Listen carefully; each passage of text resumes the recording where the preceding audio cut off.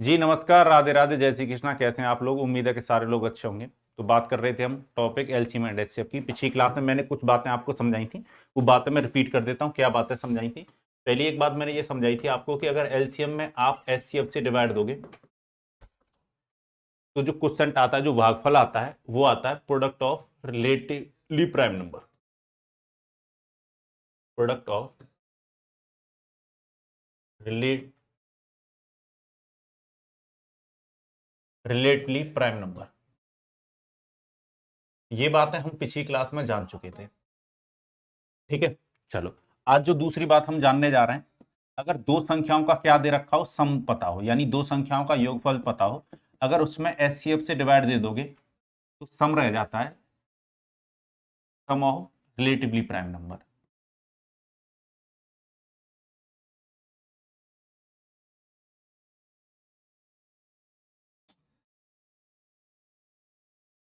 ठीक है, तो पिछली क्लास में मैंने आपको ये बात समझाई थी कि जब एलसीएम में एचसीएफ से डिवाइड दोगे तो क्या रहता है, product of relatively prime number. पर आज मैं दूसरी बात आपको समझाने जा रहा हूं कि अगर दो संख्याओं का सम दे रखा हो, दो संख्याओं का योगफल दे रखा हो, अगर उसमें आप किससे डिवाइड दे देंगे, एचसीएफ से, तो क्या बचेगा, सम बचेगा। जब सम दे रखा हो तो सम बचेगा, एलसीएम दे रखा हो तो प्रोडक्ट बचेगा। किसका? रिलेटिवली प्राइम नंबर का। ये दो बातें आपको ध्यान रखनी है।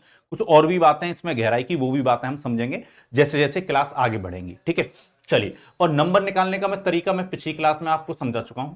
नंबर निकालने के लिए अभी भी प्रोसेस वही रहेगा कि रिलेटिव प्राइम फैक्टर का मल्टीप्लाई आप किसके साथ करेंगे, एचसीएफ के साथ।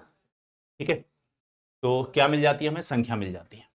तो क्वेश्चन देखते हैं, क्वेश्चन किस प्रकार से बनता।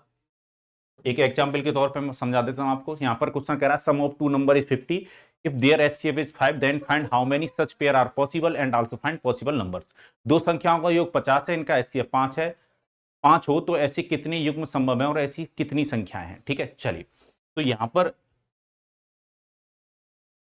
सम दे रखा है, तो इस बार आपको जो डिवाइड देना है, दो संख्याओं की सम में किससे डिवाइड देना है, एचसीएफ से। चलो, आप देख पा रहे हो सम कितना दे रखा है, 50, और एचसीएफ कितना दे रखा है, 5। जब 50 में 5 से डिवाइड दोगे तो जो भागफल आएगा, यानी जो क्वोशंट आएगा, वो 10 आएगा। और ये जो 10 है, अब ये सम ऑफ रिलेटिवली प्राइम नंबर है। ये रिलेटिव प्राइम नंबर का क्या बचा है, सम बचा है।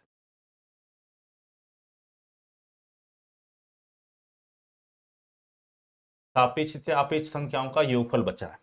ठीक है, चलिए। यानी इस 10 को आपको अब इस तरीके से तोड़ना है कि जोड़ने पर तो 10 आए, जोड़ो तो 10 आए, और नंबर आपस में रिलेटिव प्राइम हो। रिलेटिव प्राइम नंबर में पिछली क्लास में आपको समझा चुका हूं।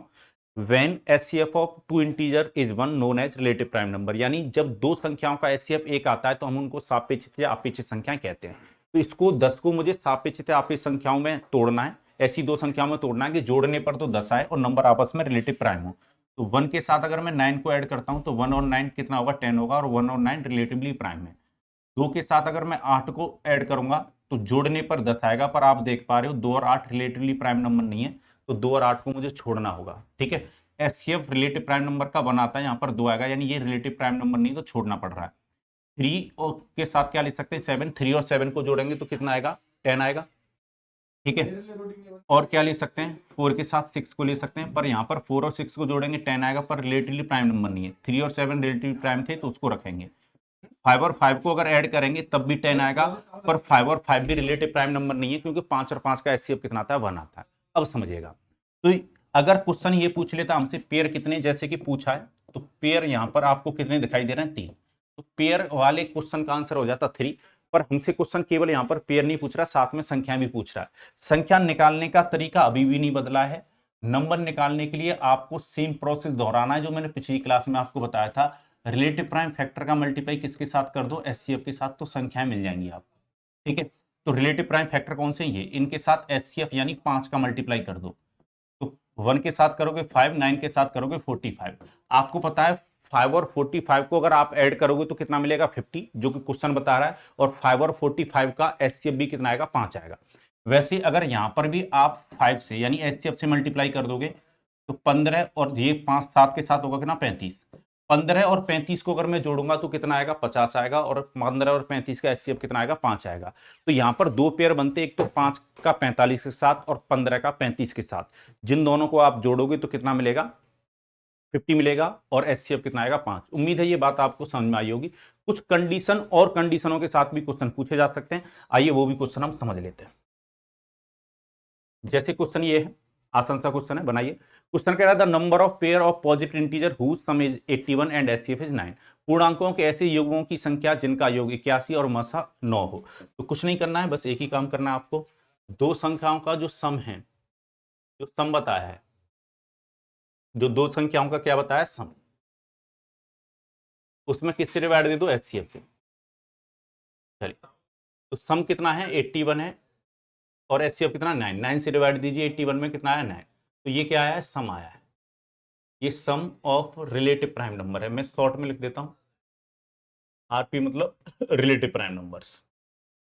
चलिए, तो 9 को हमें ऐसे तोड़ना है, ऐसी दो संख्याओं में तोड़ना है जिनको जोड़ने पर कितना है 9 और नंबर आपस में रिलेटिवली प्राइम होने चाहिए। तो 1 के साथ हम क्या ले सकते हैं, 8 ले सकते हैं, 1 और 8 को जोड़ेंगे 9 मिलेगा, नंबर रिलेटिव प्राइम है। 2 के साथ क्या ले सकते हैं, 7 ले सकते हैं। 3 के साथ क्या ले सकते हैं, 6 ले सकते हैं, पर 3 और 6 रिलेटिवली प्राइम नंबर नहीं है तो छोड़ना पड़ेगा, ठीक है। और क्या ले सकते हैं हम, 4 के साथ 5 ले सकते हैं, और तो कुछ ले नहीं सकते। तो पेयर कितने बनते, काउंट कर लो, 1 2 3, 3 पेयर बनते, तो आंसर हो जाता आपका option number C. Option number C is the right answer. उम्मीद है ये बात आपको समझ में आई होगी। और ये बताइए जीवन कैसा चल रहा है, कोई कष्ट, कोई परेशानी, मन में हलचल, दुख दर्द, गम हो तो बताइएगा, कमेंट बॉक्स में कमेंट करके जरूर बताइएगा। चलिए आगे बढ़ते हैं। नेक्स्ट क्वेश्चन आपके सामने ये रहा, बनाइए, ठीक है। इस क्वेश्चन के ऑप्शन नहीं है, बिना ऑप्शन के ही बनाने का प्रयास कीजिए, वीडियो को पॉज कीजिए और बनाने का प्रयास कीजिए। क्वेश्चन कह रहा है sum of 2 3 digit number is 221 and their HCF is 17, find the numbers. Question कह रहा है 2-3 अंकों वाली संख्याओं का योगफल 221 है, एचसीएफ 17 है, तो दोनों संख्याओं को ज्ञात करें। ठीक है, चलो ज्ञात कर देते हैं। आपको क्या करना है, दोनों संख्याओं के सम में किससे डिवाइड देना है, होगा एचसीएफ से। तो दोनों संख्याओं का सम हमें कितना बताया गया है, 221, 221 में डिवाइड दे दो 17 से। 17 से अगर डिवाइड दोगे तो कितनी बार जाएगा, पहले एक बार जाएगा, ठीक है, और फिर कितनी बार जाएगा, 3 बार जाएगा, ठीक है। चलो, तो ये जो बचा है वो सम बचा है। सम किसका बचा है, ये रिलेटिव प्राइम नंबर का। और बताइए जीवन में कोई कष्ट, कोई परेशानी, मन में हलचल, दुख दर्द, गम हो तो बताया करो कमेंट बॉक्स में कमेंट करके। वैसे मैथ की क्लास लेने के बाद मैथ में तो कोई दुख दर्द गम रहेगा नहीं, और जिंदगी के दुख दर्द गम धीरे धीरे दूर होंगे, ठीक है। तो घबराने की आवश्यकता नहीं है। 13 को तोड़ो, 13 क्या है, यहां पर सम है रिलेटिवली प्राइम नंबर का। चलिए, तो 1 के साथ हम क्या ले सकते हैं, 12, ठीक है,